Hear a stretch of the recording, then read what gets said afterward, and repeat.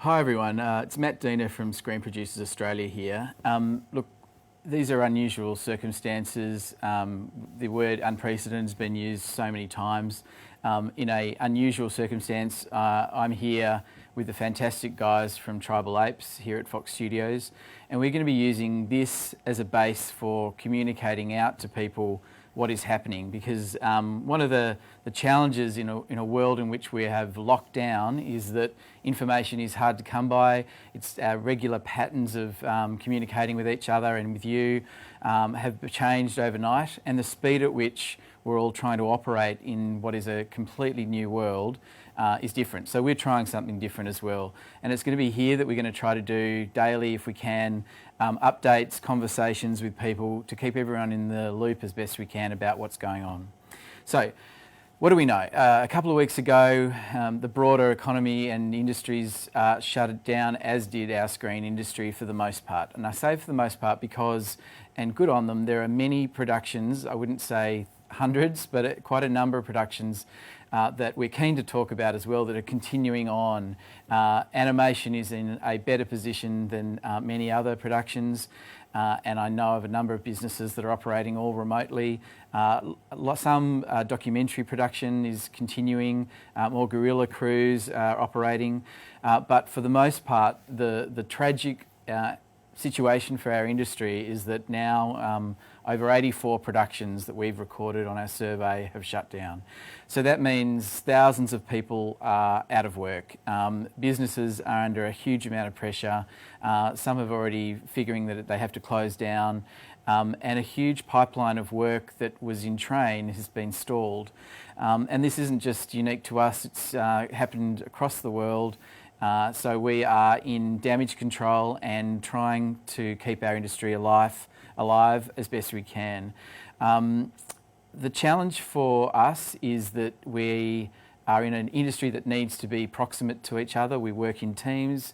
It just flies in the face of everything the broader government and indeed the planet is needing to do to contain what is happening in terms of the virus that's hitting everyone.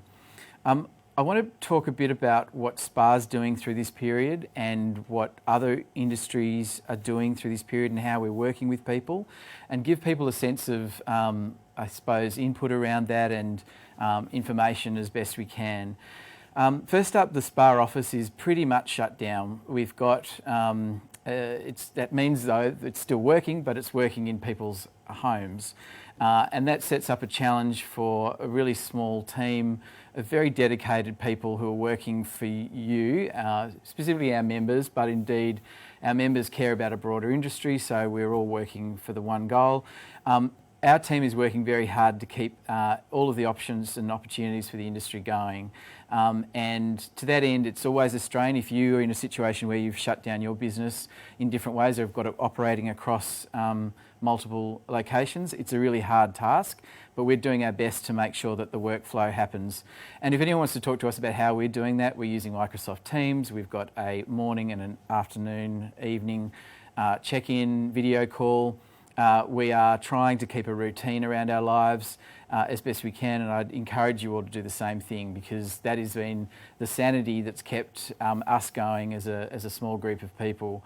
And I have to say, the great pleasure of seeing some of the staff every so often from 1.5 at least metres away from each other has been a great joy, and it reminds me of how much I value my team and how much I'm sure everyone values their teams, and the human contact we have in our industry. For an industry that works on human contact, to remove all of that is devastating for a lot of people, but I implore you to keep that going while you can, and certainly that's what we're trying to do. The focus of SPA in the first waves was to support businesses that were struggling with needing to shut down productions. And that was a horrible thing. It was a very emotional thing. Tears shed in both directions as to how that might work, because we were killing dreams and unfortunately putting a lot of people out of work in that process. So that was been a really horrible exercise, something that we would hope to never have to do again. And it is wrapping up, I suppose, the next few days for the team, and particularly Zoe Angus is leading a lot of the dialogue and helping people on that front. Straight away, we also needed to start to talk to government immediately about what was happening. And so one of the things at SPA we do, we try to have very steady, measured engagement with everyone across the industry, but also the different layers of government. And we started that straight away, of course.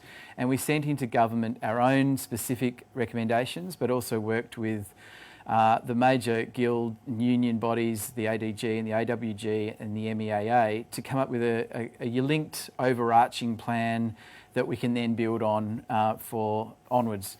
And that plan looks at three things. It looks at really giving support and help to people that are in a lot of financial trouble as their productions go down, because no one really anticipates the risks associated with what is happening. And so there's been challenges with insurance and then challenges with paying people and all of the other mechanisms that need to happen as we go to a closure of some things. So that's been the first priority. The second priority is keeping the heartbeat of the industry going while we're in a shutdown mode.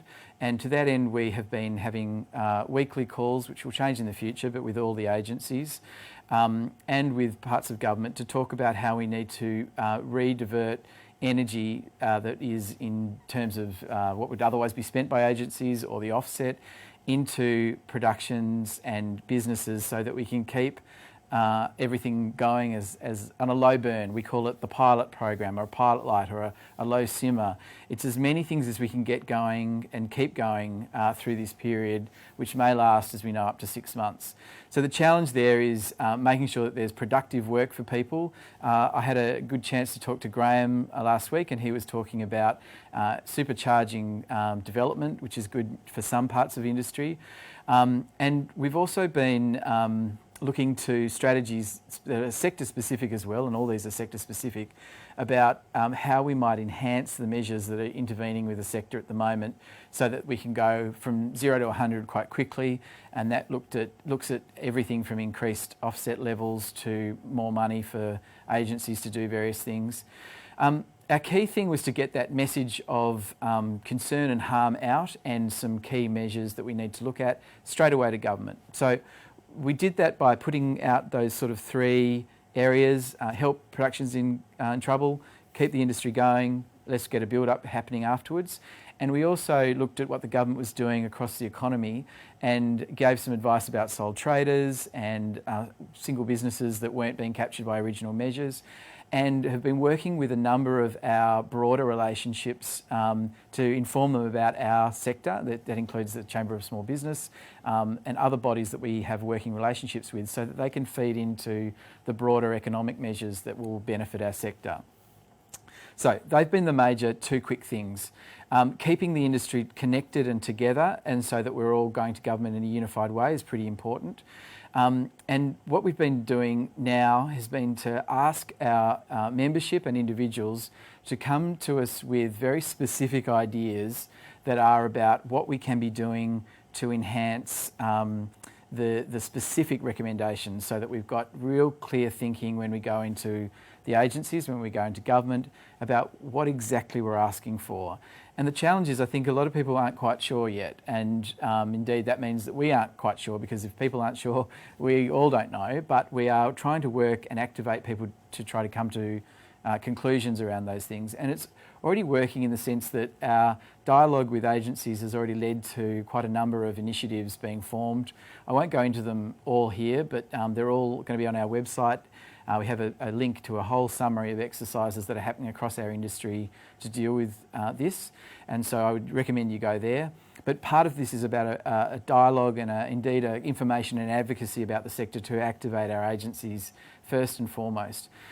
One of the things that I'm asked and have been trying to think through is, where do we sit across and where are we active in regards to what the other industry parts that are connected to us are doing, and what can we learn from and gain in that dialogue. And one of the things I think is really important is to look at live performance and that whole industry of hoteliers and theatres and others that have been very quick to activate and galvanise.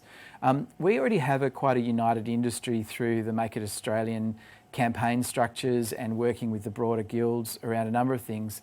That is an industry that was shutting down a long time before the screen industry, so it had an opportunity to come together, and they're really quite sensible, because the flow into the industry more broadly, the economy more broadly, into people's lives, because the public could no longer go to events, was significant, and that generated a lot of media.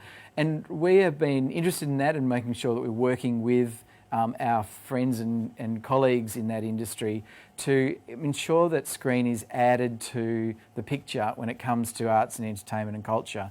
And in some ways, the screen industry is fortunate because it didn't shut down as quickly, and it is also able to work from the great work that has been done, which is a broader discussion about arts and culture and the damage being done to the economy right now. So we're in a good position in regards to that layer of communication. Over the weekend, separately, there was releases put out with our colleagues in the music industry to specifically look at the platforms that support and sustain Australian content, to be active and to be celebrating Australian content across music and across screen during these times. So that's another way we're working closely with other parts of a sector that's similarly affected. So my point being is that we are active and have been active from day one about working with all of our relationships across similar industries and looking to see what it is that we can get in terms of clear messaging, and indeed not panicked messaging and not sort of erratic responses to things. And part of this is that how media have been engaging with us in amongst every other part of the economy that's in chaos, and us needing to provide a pathway of communication. I go back to the survey that we set up, because having a single source of truth and information about what's happened to our industry is really important. So I implore you to have a look at our webpage around this and to plug into the survey any information you have about the effect on productions and the shutdown that's happening across, hopefully hopefully not forever, but in terms of the period at the moment, productions that you've been working on, and indeed the businesses that you're operating, because that is going to be our ongoing line and layer into government around what's the damage has been done. And it will also be our way of talking to media about the effect on people's lives. And you will see that there's been a number of stories. There was one on the 7 o'clock news on the ABC last night that Michaelia Boland did about the broader industry, and us plugging into that is really important. So that's been where we've been active in sharing information, talking to journalists, keeping the damage to sector across media's desks, and hopefully we'll continue that in the short term, but indeed we will be working on a broader range of messages with our colleagues in industry, with our members, in order to get better cut through than we've been able to achieve to date. And look, and it's not through want of trying or planning. Some of this is about the reality of the broader chaos that is going on.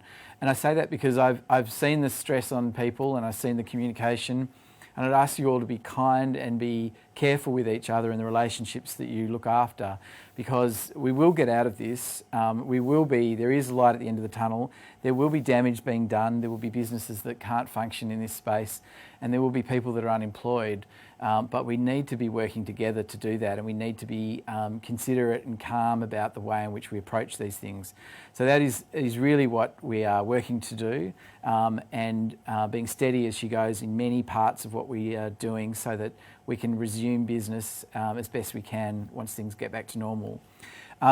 We're setting up some structures across our membership, so that it was to help people feed into the various policy ideas, and we're wanting to make sure that people are communicated with as much as possible about what's happening. So we're setting up the SPA takeaways that we launched last Friday with Graham. Some of them will be me just giving a summary of what's going on. Some of them, and most of them I think, will be me having a chat to people that are in leadership positions across all parts of the sector. So that's our plan. We're going to roll these out as we go. We're always open for ideas. We always love hearing from you, and we appreciate all the great feedback we've been getting about what we've been doing. That keeps us buoyant and positive as well, because we all know it's a crushing and devastating period, and we're not unaffected by that. We're trying our very best. So in the meantime, thank you very much. Stay safe and look after yourselves.